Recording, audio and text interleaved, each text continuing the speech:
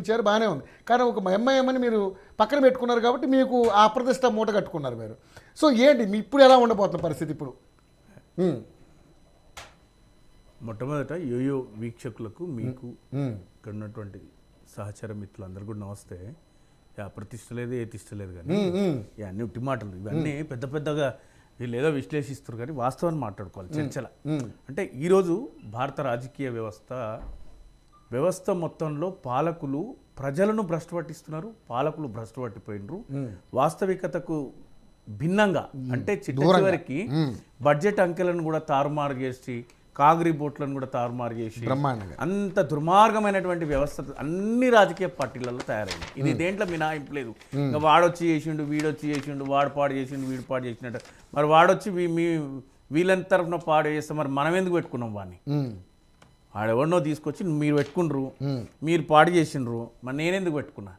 ఇవన్నీ ఏమంటే అంతిమంగా రాజకీయ పార్టీల లక్ష్యం అధికారం అంతిమంగా రాజకీయ పార్టీల లక్ష్యం.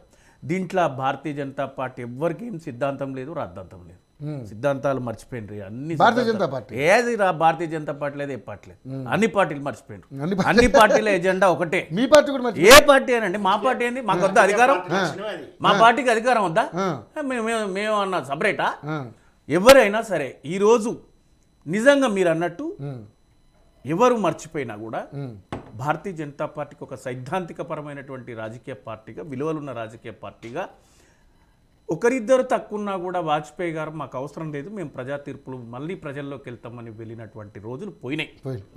ఈరోజు దేశవ్యాప్తంగా కాషాయ జెండా పరచాలే, కాషాయాన్ని విస్తరించాలి, భారతీయ జనతా పార్టీని విస్తరించాలి, దానికి ఏమైనా చేయాలి, ఏమైనా అంతే.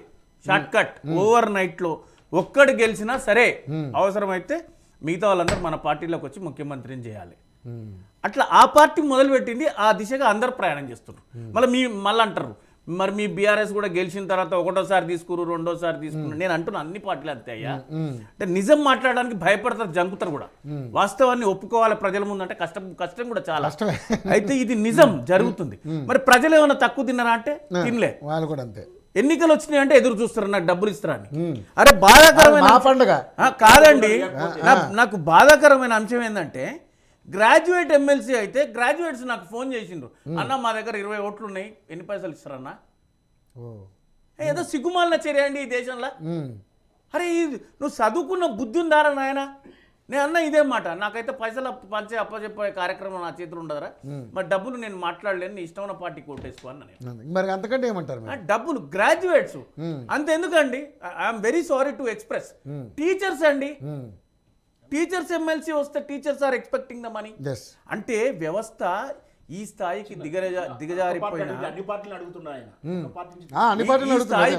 దిగజారిపోయినటువంటి పరిస్థితులల్లా ఇంకా సిద్ధాంతాలు, రాద్ధాంతాలు, జెండాలు, ఒకటే ఎజెండా. అన్ని రాజకీయ పార్టీల ఒక ఎజెండా ఏంటంటే గెలుపు, అధికారం. దానికోసం మేము 2500 ఇస్తా అంటే పక్క వాళ్ళు 2700 ఇస్తా అంటారు, 2700 ఇస్తా అంటే మేము 3000 ఇస్తాం. అర్రాస్ పాట. ప్రజలు కూడా అట్లే తయారైన కదండి. ఇప్పుడు ఈరోజు చూడండి కాంగ్రెస్ పార్టీ పరిస్థితి. అధికారంలోకి వచ్చింది, వాళ్ళకు ఆర్థిక వనరులు సమీక్షించుకోలేని పరిస్థితి, అప్పులను తీర్చుకోలేని పరిస్థితి, అంతర్గత కుమ్ములాటను సమీకరించుకోలేరు, ఇచ్చిన హామీలు నిలబెట్టుకోలేరు. ఇట్లా అంటే పార్టీ పరిస్థితి. సరే, అందులో మేము ఆరోపణలు అనేటువంటి ఆలోచన చేస్తుండొచ్చు. మీరు అడిగిన ప్రశ్నకి వెళ్ళిపోయాం. మీరేమన్నారంటే ముస్లింలను ఈ రాష్ట్రంలో హిందువులను బీజేపీ పోలరైజ్ చేసుకుంటుందా? డెఫినెట్గా బీజేపీ సింగిల్ ఎజెండా. వాళ్ళు ఒప్పుకున్నా ఒప్పుకోకపోయినా వాళ్ళు ఏదన్నా కూడా బీజేపీ హిందుత్వ పోలరైజేషన్తోనే 2 నుంచి 81కి వచ్చింది, 81 నుంచి 320కి వచ్చింది, ఇప్పుడు 240 సార్ 240కి వచ్చింది. దా సింగిల్ ఎజెండా, ఇంకా వాళ్ళకి ఏం లేదు.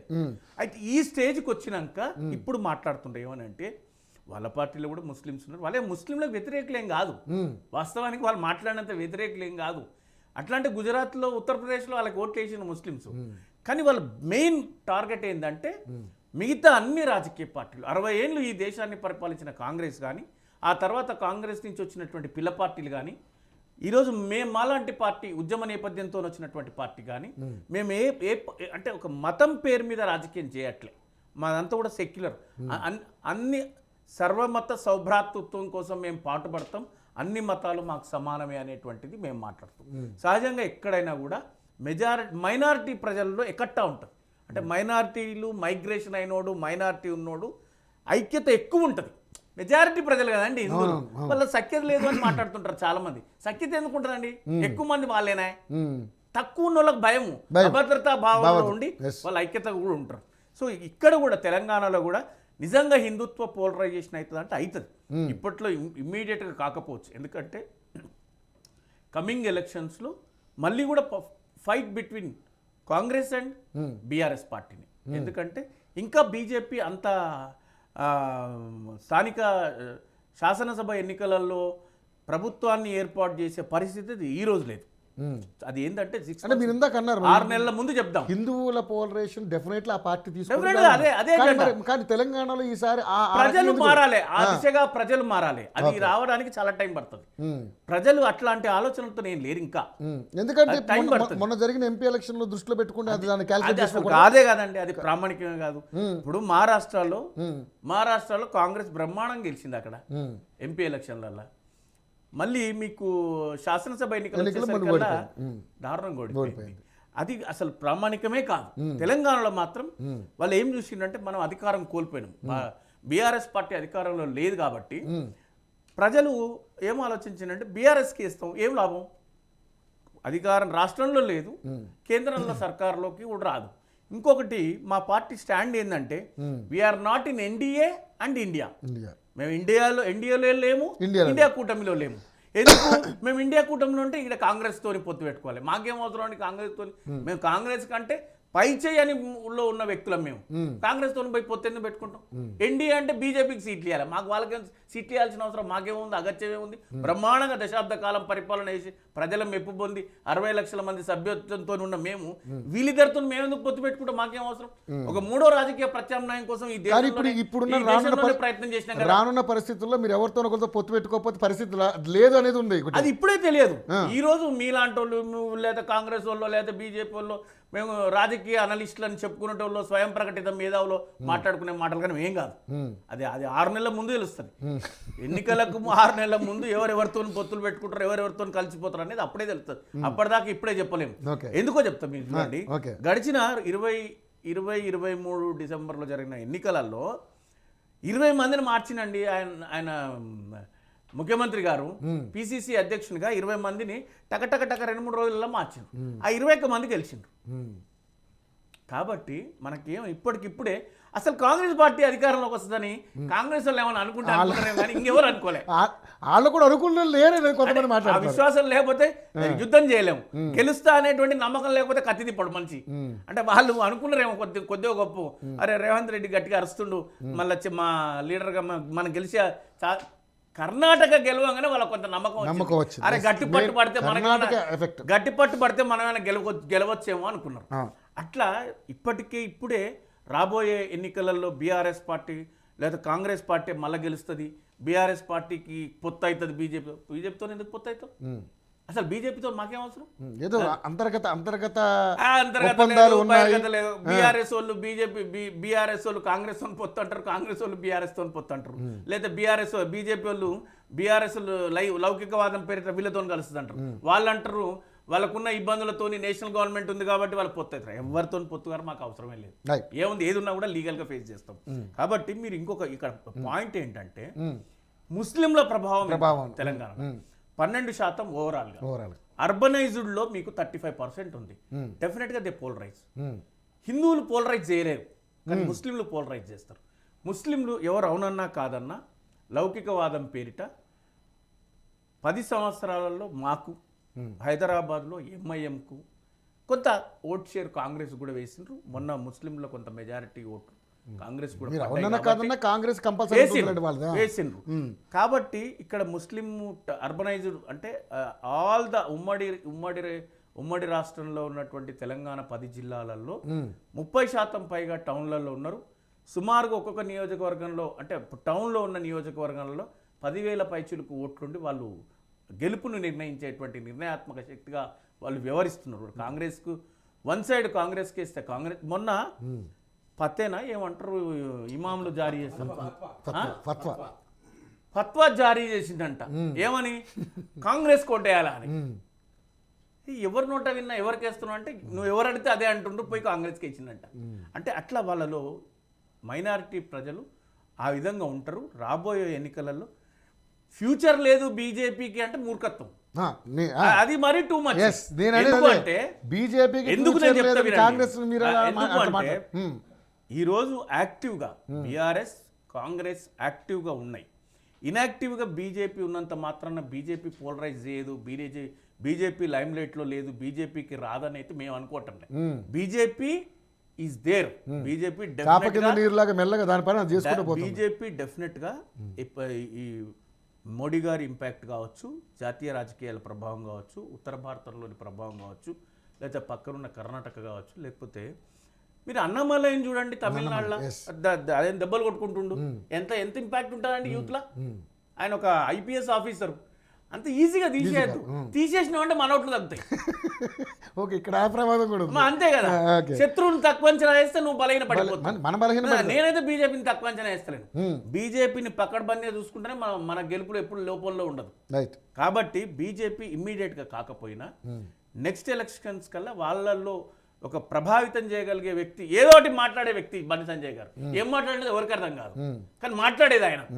ఇంకొకటి ఆయన దగ్గర ఏం మాట్లాడకుండా అంత హైప్ వస్తుందంటారా? వచ్చింది.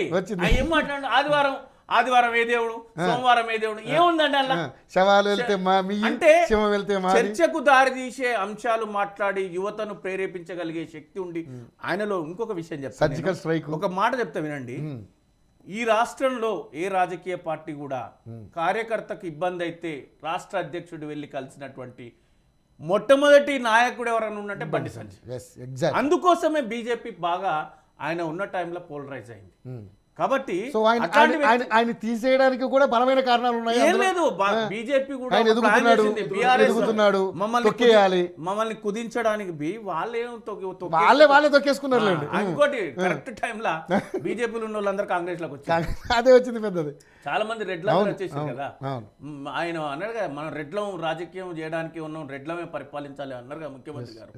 ఆ రోజు అన్నారు. ఇంకా అంతే, వాళ్ళు అట్లా పోలరైజ్ చేసుకున్నారు. రెడ్డి పోలరైజేషన్ అట్లనే హిందుత్వ పోలరైజేషన్ కూడా అవుతుంది, but not immediate.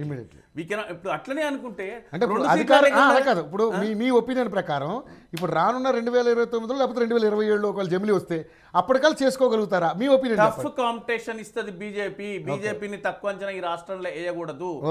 BRS party బీజేపీని అయితే నేనైతే పర్సనల్ గా నేను చెప్తున్నా, we are very careful about BJP and we fight with Congress నుంచి కావాల్సినంత వ్యతిరేకత కొనసాగుతూనే ఉంది.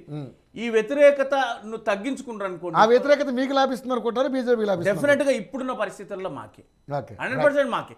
ఎందుకంటే ఇప్పుడున్న పరిస్థితుల్లో ఇంత నెట్వర్క్, ఇంత ఫోర్సు, ఇంత పబ్లిక్ లో చరిస్మాటిక్ ఉన్న లీడర్లు మా పార్టీలో ఉన్నారు, బీజేపీకి లేరు. కాబట్టి అది మాకే సహకరిస్తుంది. అల్టిమేట్ గా ఇమ్మీడియట్ గా పోలరైజేషన్ జరగవచ్చు, కానీ ఫ్యూచర్ లో జరగచ్చు. రైట్. ఇక ఫైనల్ చెప్పండి శ్రవణ్ గారు, నిజంగానే సార్ అన్నట్టుగా అంటే బీజేపీని అంత తేలిగ్గా తీసేయడానికి ఆస్కారం లేదు. తెలంగాణలో బలపడుతున్న పార్టీకి ఇక్కడ 3 పార్టీలు కూడా చాలా బలంగా ఉన్నాయనే ఉద్దేశంతో ఆయన మాట్లాడతాం. ఫ్యాక్ట్ చెప్పారు ఆయన నిజంగానే.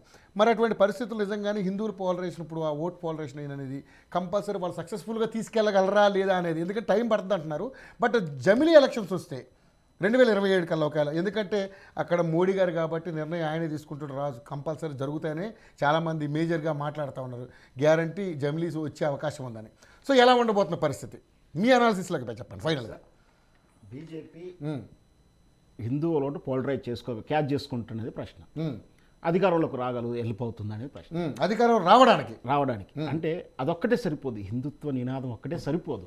అలా మెయిన్ ఎజెండా పెట్టుకున్నది కదా, అదే అక్కడే పొరపాటు జరుగుతుంది. ముఖ్యంగా ఈ రాష్ట్ర పరిస్థితుల్లో, ఈ దక్షిణాది తెలుగు రాష్ట్రాలు, తెలంగాణ. ఎందుకంటే మొదటి నుంచి